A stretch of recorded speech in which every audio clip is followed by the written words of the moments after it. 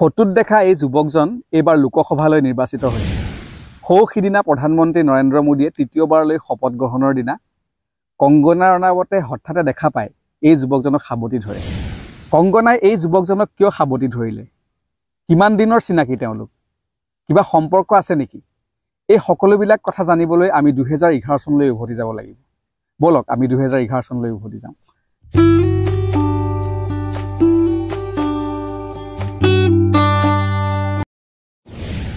2011 চনৰ কথা। সেই সময়ত কংগনা ৰাণাৱতৰ কেৰিয়াৰ উচ্চ শিখৰত আছে।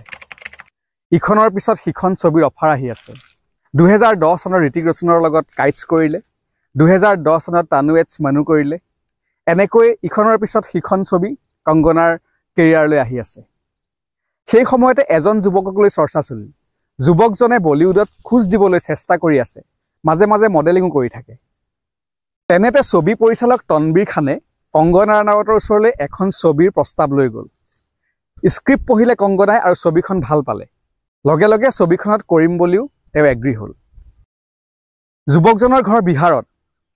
যুৱকজনৰ দেউতাক সেই সময়ৰ মনমোহন সিং মন্ত্ৰীসভাৰ কেন্দ্ৰীয় মন্ত্ৰী। ছবিখনৰ নাম মিলে না মিলে হাম মুক্তি লাভ কৰিলে। কংগনাৰ লগত এই যুৱকজনৰ চা চিনাকি বাঢ়িলে, ঘনিষ্ঠতা বৃদ্ধি পালে। কিন্তু হঠাতে এই যুৱকজনে চিনেমা ইণ্ডাষ্ট্ৰীটো একেবাৰে বাদ দিলে আৰু তেওঁৰ কেৰিয়াৰ ৰাজনীতিৰ ফালে লৈ গুচি গ'ল। আৰু 2014 চনত তেওঁ লোকসভা নিৰ্বাচনত প্ৰতিদ্বন্দ্বিতা কৰি বিহাৰৰ জুমাই সমষ্টিৰ পৰা সাংসদ নিৰ্বাচিত হ'ল। এতিয়া ঘূৰি আহিছোঁ বৰ্তমান সময়লৈ। আৰু এই যুৱকজনক এতিয়া সাংবাদিকে সুধিছিল যে তুমি কিয় চিনেমা ইণ্ডাষ্ট্ৰী এৰি দিলা? তেতিয়া যুৱকজনে কৈছে, ছবি ইণ্ডাষ্ট্ৰী মই এৰা নাই, ছবি ইণ্ডাষ্ট্ৰীয়েহে মোক এৰিছে। কাৰণ মই চাগে ইয়াৰ বাবে ফিট নহয়, আৰু মই য'ত ফিট মই সেয়াই এতিয়া বৃত্তি হিচাপে বাছি লৈছোঁ। আৰু এই যুৱকজনৰ নাম কি জানেনে? তেওঁ হ'ল চিৰাগ পাছোৱান, প্ৰাক্তন কেন্দ্ৰীয় মন্ত্ৰী প্ৰয়াত ৰামবিলাস পাছোৱানৰ পুত্ৰ।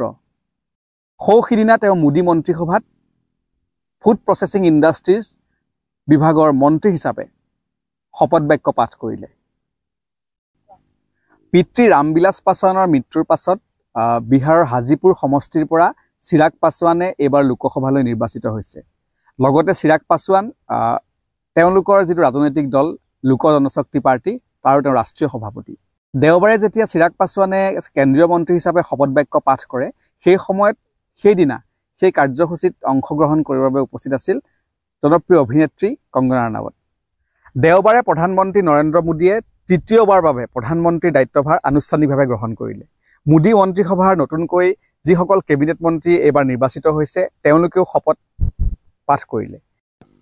মোদী মন্ত্ৰীসভাৰ ফুড প্ৰচেছিং ইণ্ডাষ্ট্ৰিজ বিভাগৰ মন্ত্ৰী হিচাপে এইবাৰ শপত বাক্য পাঠ কৰিলে চিৰাগ পাছোৱানে। আৰু সেইদিনা চিৰাগ পাছোৱানক হঠাতে লগ পালে কংগনা ৰাণাৱতে, আৰু লগ পাই কংগনাই সাৱটি ধৰিলে চিৰাগক।